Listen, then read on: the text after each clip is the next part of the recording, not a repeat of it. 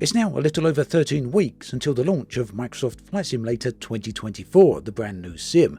From September onwards, Microsoft are going to be discussing the new version of the sim in earnest. That means the next Q&A from the developers is going to be focusing on 2024 and all the new details. Meanwhile, the Top Gun Maverick DLC is going to be staying around for another 2 years. So there was talk of this being removed from the marketplace. Fortunately, Microsoft have come to a new deal, a new arrangement with Paramount, and they've agreed for it to stay in the game for 2 more years. So that's certainly nice to see. Get it whilst you can if you haven't already. And really, there's no reason not to, as the update is entirely free. Now also, we've got some new information on the next World Update, World Update 18. This is going to cover Germany, Austria and Switzerland. So this is a pretty extensive update as it covers 3 different countries. Now, I see a few of you in the past have been wondering why Microsoft are returning to familiar areas they've covered and updated in the past. Well, the reason for this is they're continuously getting new data for these areas.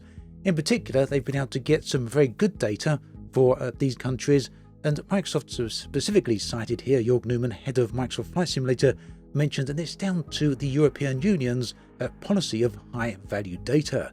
So any data that's considered high-value, data that is good for the public, good for research or the economy, is to be made freely available within the EU. And yes, that covers certain aerial data. That means Microsoft can make use of it and improve the terrain and the aerial data for flight sim over these countries. So here's an example of a map right here. Previously, the digital elevation map resolution was varied across the entire area. It's now going to be pretty much exclusively a 1 meter resolution across the entire country of Germany. That's just to give an example of what this data means. So that's one of the reasons that Microsoft do return to some of these areas again and again, because they keep getting better data.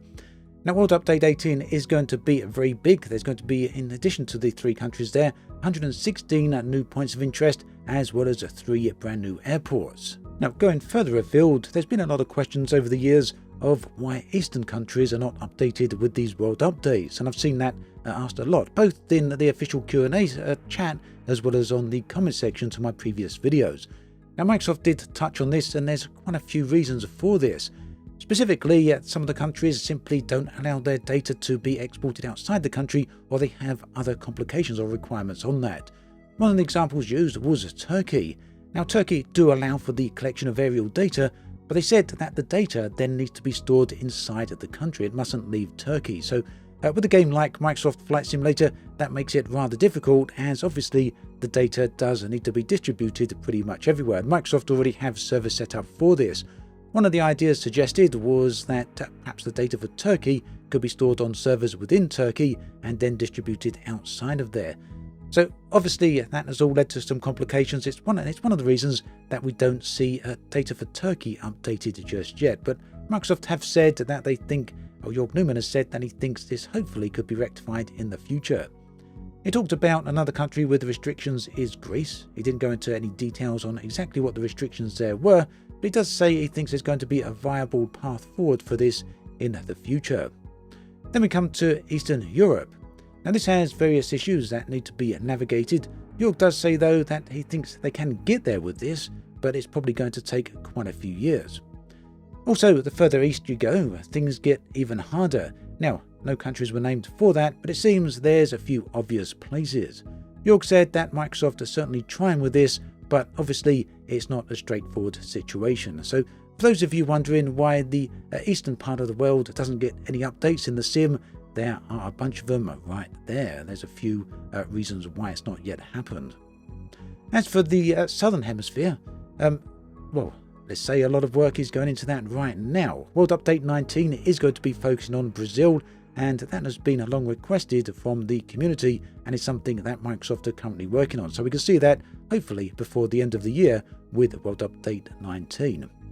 Another point here with World Update 18 is that the data we're seeing here for this is, it's the data that's being used in Microsoft Flight Simulator 2024. So this, in a way, is a preview, if you will, of the type of quality we can expect to see. When the new sim comes out, Flight Sim 2020 is also going to continue to be updated, and they will both share the same world data. So what other news have we got? Well, there's news on Sim Update 16. This has now been delayed. The reason for this is due to the Xbox. Now, you may remember a while ago that the Xbox team had managed to find an additional 500 megabytes of RAM for Microsoft Flight Simulator 2020. The problem is that, that's not available just yet. The Xbox update for that has not yet been released. So this has had a knock-on effect, meaning that Sim Update 16 has having to be delayed, as that was going to be a big part of the update. Yes, 500 megabytes is a huge amount of extra RAM, and this would significantly improve performance on the consoles. Now, in place of Sim Update 16, Microsoft are going to be releasing Aircraft and Avionics Update 3, so yeah, at least something is coming. I think another thing this really does highlight is the fact that Microsoft have obviously got a lot of different things in the works for Flight Sim all the time. The fact that one project gets delayed and they've instantly got another one to go in its place bodes very good for the future of the sim, doesn't it? It means that a lot of work is always going on this title. The other piece of news I wanted to touch on is the marketplace. There's going to be some pricing changes coming for this. The Microsoft Store, Microsoft say, is cheaper than other stores out there. So Microsoft say that they want to eliminate their own competitive advantage. And on the face of it, that might seem a bit odd, but it's possible that this may have something to do with anti-monopoly laws behind it, or at least that's my theory on that. Speculation, of course, because I'm no legal expert, but basically Microsoft say that their store is cheaper than everyone else's, and rather than take advantage of the competitiveness that gives them, they want to try and even the playing field. So yeah, that feels a little bit unfair to us on the customer side of things. But from a business point of view, at least from businesses that like Microsoft, I can understand why they're doing this. So that's one of the reasons we're going to be seeing some price changes soon on the marketplace. Another one is that some third-party sellers set the price of their software upon the euro price that they want to store the display. And this can result in a higher US dollar price than they would otherwise prefer.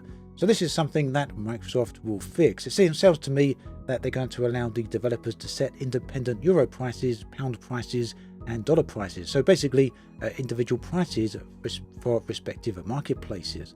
So yeah, overall that means some prices are going to increase, but it also means some prices elsewhere in other regions are going to decrease. Microsoft are also keen to point out that they've not had any price changes on the store since launch. So there we have it, the big chunk of the news for this month, for this week. There's going to be another developer Q&A next month. Looking forward to seeing that one, of course, because we should be getting a whole load more details on the brand new sim. Not too long away. Very keen to see how that one actually turns out. Let me know your thoughts about this in the comment section below. Thanks for watching this video all the way to the end. There is another on the screen right here if you want to watch it. Take care, and I'll catch you next time.